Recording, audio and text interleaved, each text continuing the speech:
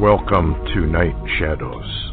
I'm Stewart Best, where the paranormal is normal, where that which you thought you knew, you didn't, and where the future can be known if you know exactly where to look.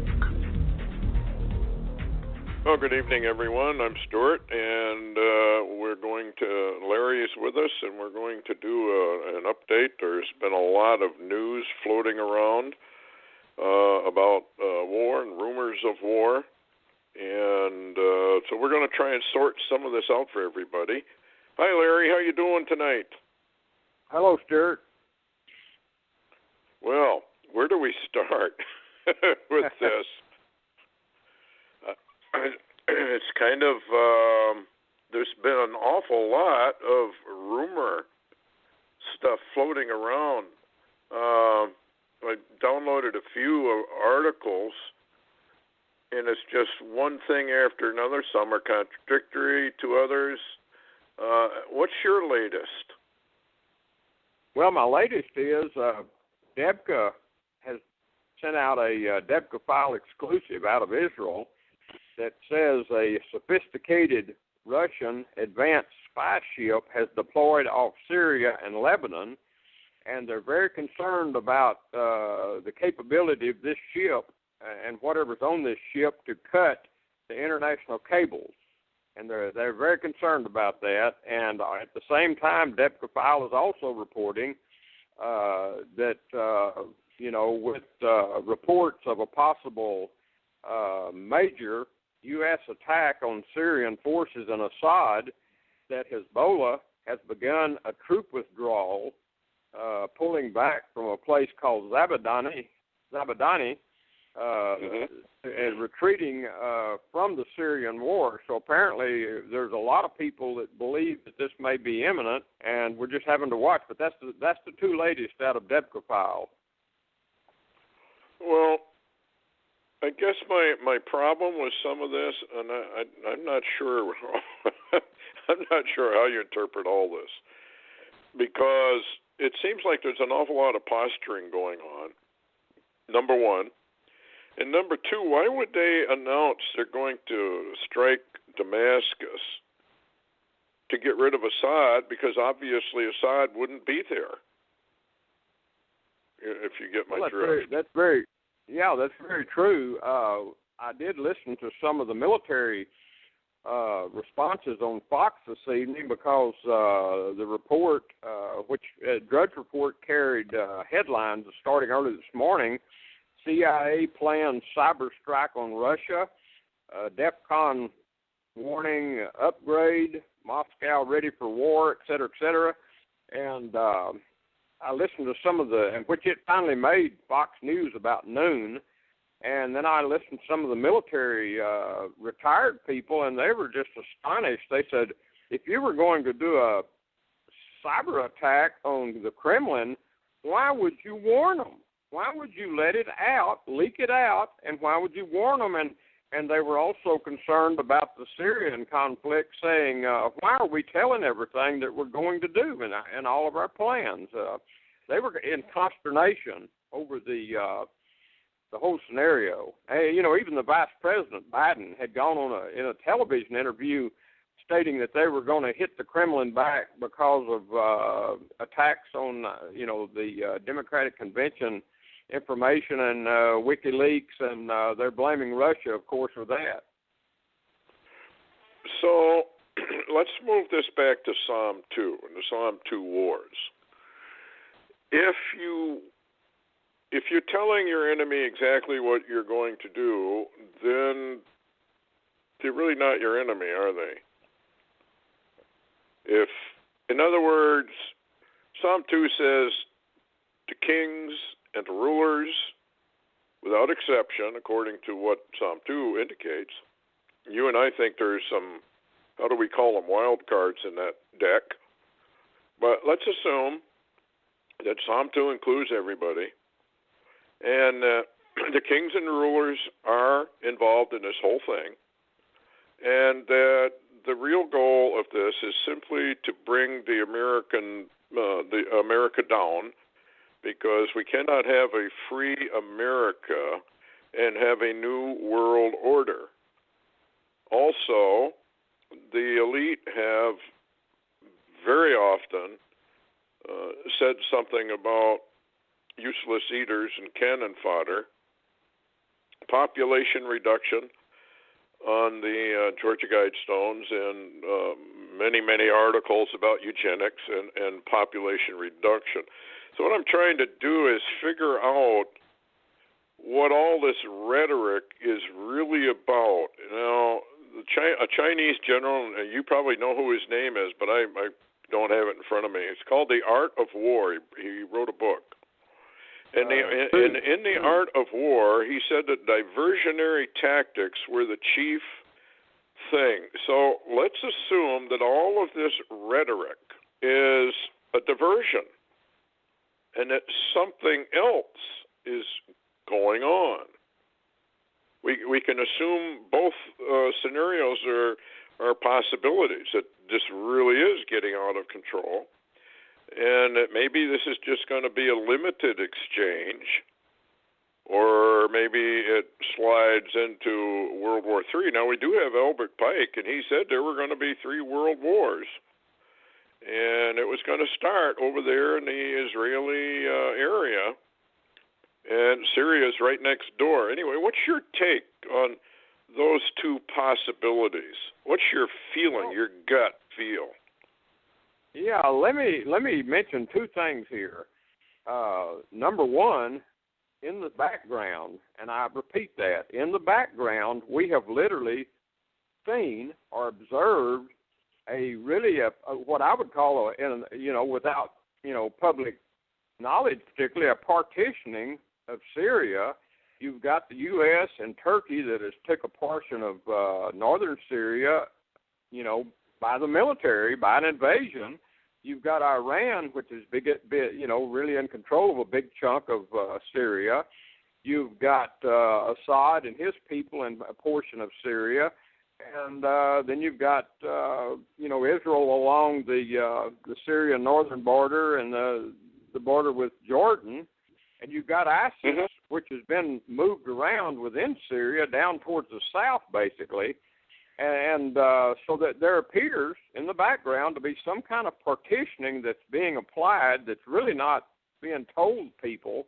But let me mention this. Let me get your opinion on this real quick, because this came out today, Yahoo News, and to me it's kind of a cryptic message, but I can't really interpret it. But Russia's UN ambassador today warned tensions were worse between Russia and the U.S. than ever.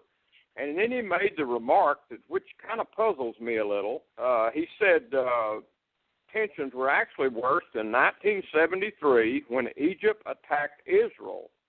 Now, that kind of threw me for a loop. I would have thought he would have mentioned the Cuban crisis. I mean, if you're talking about what we thought was a real nuclear crisis, but he didn't. He mentioned 1973 and an Egypt attack on Israel. To me, that was odd to the UN to announce it, for the Russians to announce it to the UN. So perhaps the target isn't the United States. Maybe the target is, in fact, Israel. And both kings of the north, so to speak, are using a diversionary tactic so that everybody thinks we're going to have a war. Now, we do know from the scripture, and that's really the only trustworthy guide you have, that America is, in fact, taken out. We know that. But the thing that bothers me about this whole thing is that the Bible indicates that the United States is taken out with a severe nuclear attack, mighty expert arrows, which means expert telemetry. None of the missiles missed their mark, but it indicates that this is at a time of total surprise. Not to say that the American people wouldn't be totally surprised, I guess, because it's not in the news media that there could be an imminent attack. So I'm just trying to sort all this stuff out. Well, here's a headline: Putin authorizes retaliatory special weapons attack on the U.S. east-west coast. Now, this is from that ne'er-do-well Sorterfall. You have to, use a little bit of discernment, but many times she's absolutely right, or he is, or whoever. He says here, Ministry of Defense to immediately retaliate against the Obama regime by targeting the east and west coastal regions of the United States with a special weapons barrage once the Federation is attacked by the Americans who just hours ago threatened an unprecedented massive cyber attack on Russia and whose nuclear war status has been reported to have been raised to a DEFCON 3. Now that is accurate, isn't it? We're now at DEFCON 3. Well, according to some of the news sources, even Drudge in the U.S. said that DEFCON has been raised. And, of course, you saw the Israeli News live report, I think a link that they were sharing that a section of Wyoming had been declared a no-fly zone, and that's where things could pop up, I suppose. Well, I did get, I'll go back to the Sorcher Fall article, but I did get a little notice on this one.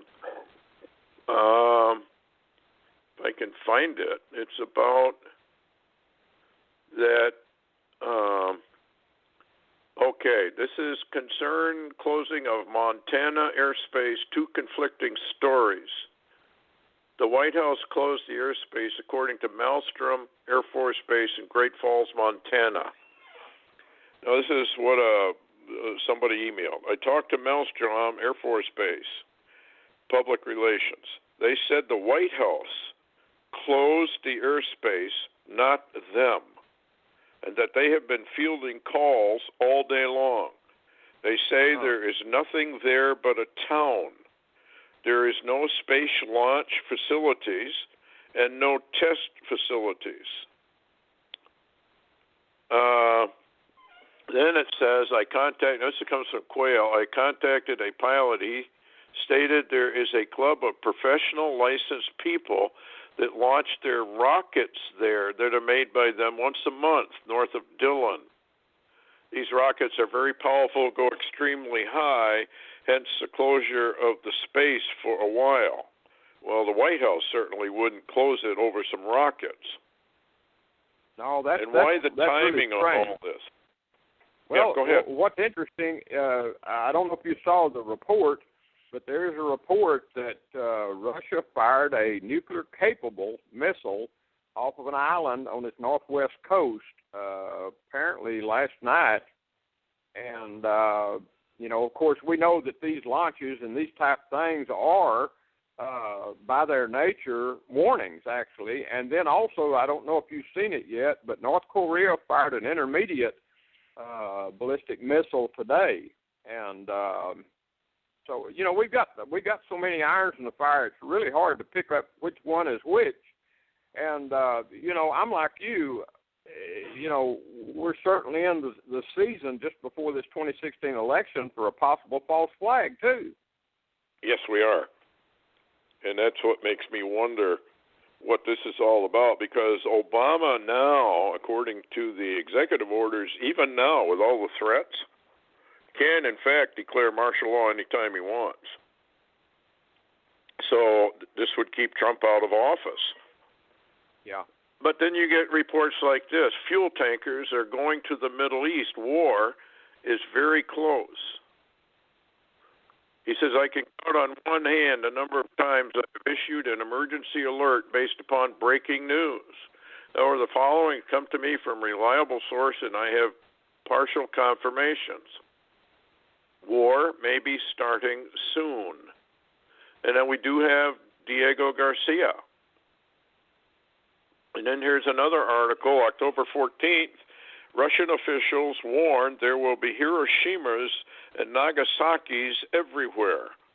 Now that kind of rhetoric is kind of what Putin said. You're going to have trouble all over the world. Yeah. Well, I'll tell you too. Just to look at what is being noted overseas, basically. Bill Koenig from Koenig International News posted a post today that it's a private post, but here are the headlines. I'm just going to read them to you. It says, Putin continues to bomb Aleppo. Iran provocations continue. U.S. presidential campaign, U.S. presidential campaign, I can't read that, rest of that, and it says Obama's hostile eulogy. You know, they're really propping up this announcement from Obama. This announcement from Obama that Jerusalem is not in Israel seems to dovetail continually back into some of this stuff. Well, that would really infuriate the Lord, because Jerusalem is the apple of the Lord's eye. And anybody that messes basically with Jerusalem or Israel is going to be in a world of hurt, according to Zechariah. And even though Jerusalem becomes a trembling point for the whole world, and then you go back into Psalm 2, where he says, I'm gonna seat my king, whether you guys down there on earth have got all the money, like it or not. So, like in Psalm 2, it says, you better get wise. And then we had that comet, of course, that came through, and what was the name of that comet? It grazed a sun, and it survived, and everybody said it was going to collide with the sun. Oh, I can't remember, but I know exactly the one you're talking about. It did survive, though. Yes, the kissed sun the survived, sun. they said. Remember? Yep, and I think that was a message to the rich men of the earth, because Psalm 2 says, kiss the sun, and you will survive. But if you don't, you won't. And so this comet comes through, and I can't remember the name of it, but I always thought at the time, well, it's just another sign. Yeah, it wasn't something Tuttle, was it? Something like Tuttle, or... I don't remember, honestly, which one it was, but so are we on the verge, do you think, or I don't have an uneasy feeling about it. I have kind of a peaceful feeling about it, that we're watching maybe preliminary. I'm not saying that they're not insane. They're crazy. They'll do whatever they want. You have to go back to the baseline zero. The baseline zero of this whole thing is Psalm 2. Let's get rid of Jesus Christ. Let's get rid of God the Father.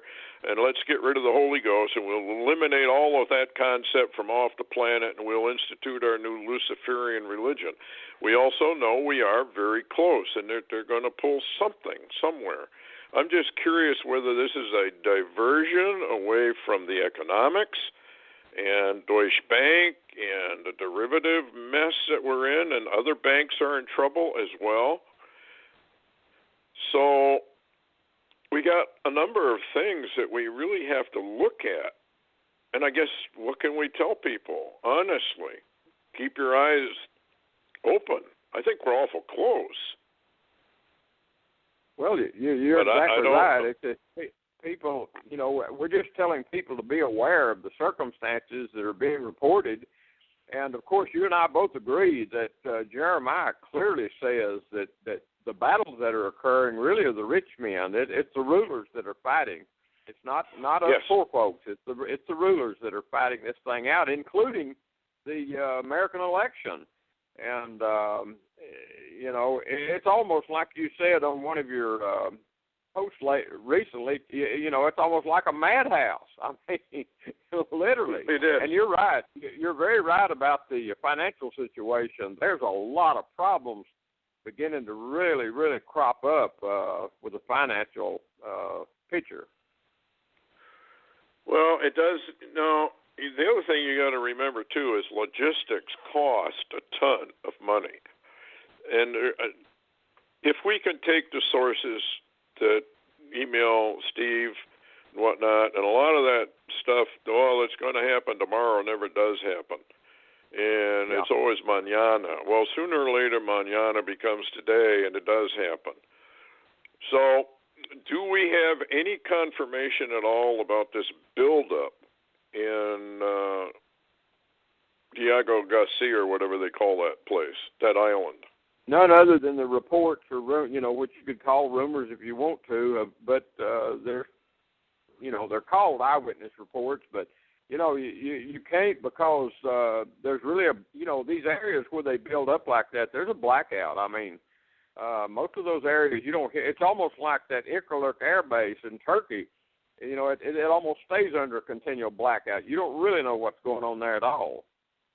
Well, I thought your comment about they possibly moving out all of the weapons, they could be moving them to Diego Garcia and loading up these aircraft for the attack whenever it is going to come, which could be tomorrow morning. I mean, I can't tell any of the listeners. You might wake up tomorrow morning and we're at war. Now, one of the reports was that that Obama had said 17th or 18th that was a go. I think that was the 17th was the date reported, but you never can depend on dates. And another thing, too, Stewart, I was going to mention, because you've been the one talking about the situation with Pakistan and India, and today, for the first time, a report has came out in mainstream media that I saw, and I called you about it because it said that Russia and India had made an energy and a military pact. Well, that's not good news, because Pakistan's the one that's been India and Pakistan have been fighting off and on, and threats of nuclear war and threats of missiles, et cetera, et cetera. That could break out at any time, and it's one of the extra biblical books that talks about, if I remember right, that is actually where this whole thing starts. It starts there, and they start lobbing these nukes back and forth, and it starts to expand. And it expands and expands, and finally it reaches the United States and Japan, et cetera, et cetera. And in other words, it gets into a full nuclear war. The other problem we have is we know that the Lord is very, very angry with America, and we've had all these warnings of a sword coming down upon this country. If you got any, what was this sword? Do you remember? I don't think I saw that particular vision, or who had it. Well, do you remember anything about that? No, this is right after the UN, which has been the last few days, and we've talked about it the other night, when the UN, the UNESCO, came out and ruled or declared that basically what Obama said, that Jerusalem was not in Israel, and not only was Jerusalem not in Israel, they simply declared that the Temple Mount and the Wailing Wall and all the holy sites were not Jewish, no Jews. They actually covered up history to do that, and they did that publicly, and you've seen the data. It came out, and there was quite a bit of posting on it, especially out of Israel, and Netanyahu actually froze contact with the UN because of this.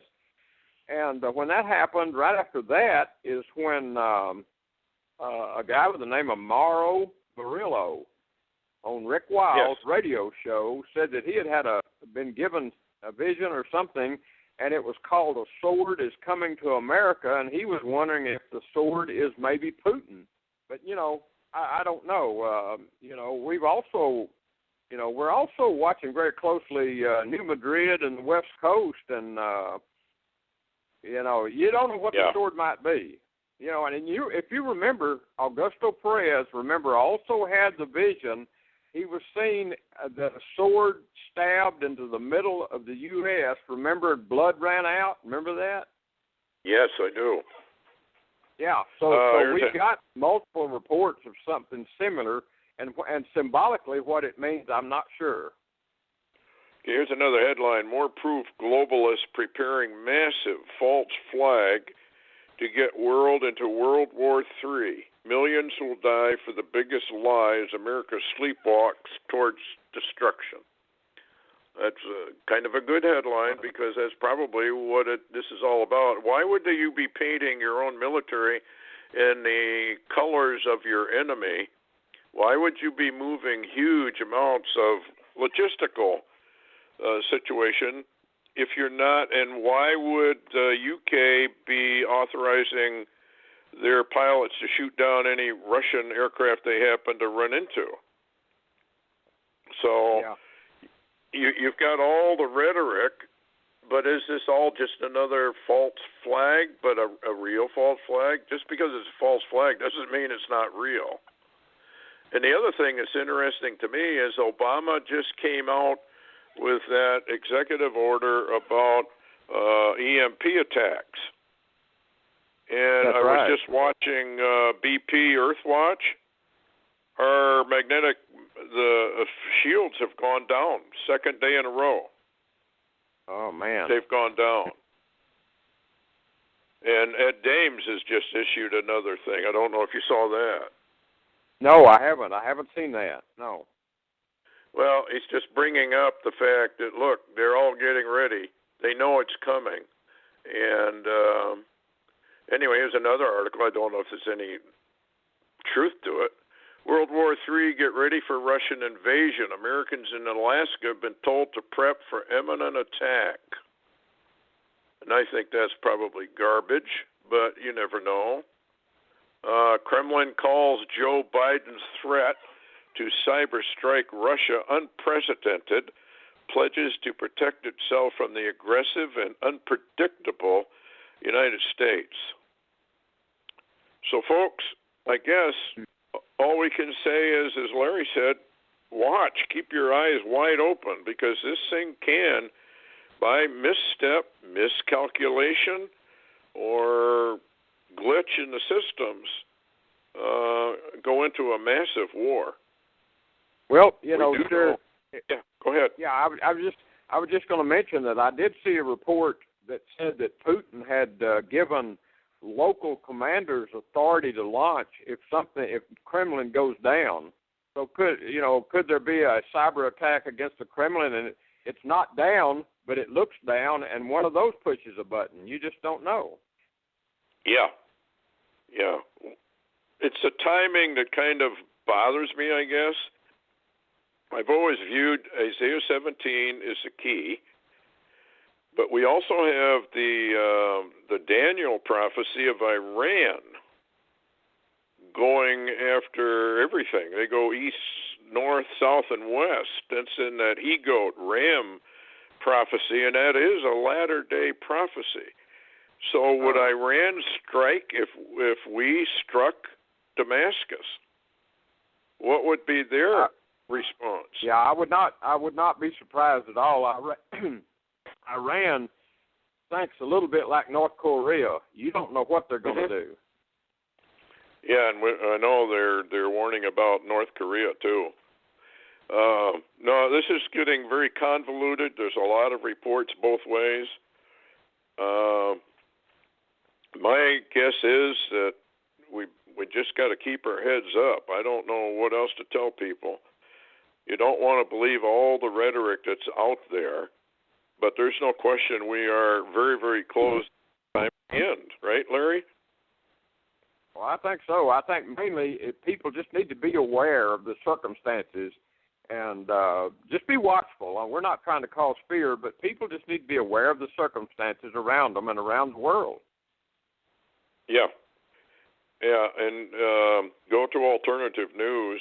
Some of it's good, some of it isn't. It's been infiltrated just like they do everything else. But this is a battle between, actually, the Lord and the rich men of the earth. And I got news for the rich men. They're going to lose. But, it's kind of a form of insanity, isn't it, to challenge your Creator? Absolutely. Okay, well, thanks a lot, Larry, for coming on. I don't know if we did any good with this update. There's a lot of stuff going on, so just keep your eyes wide open, and we'll see you again. Night, everybody.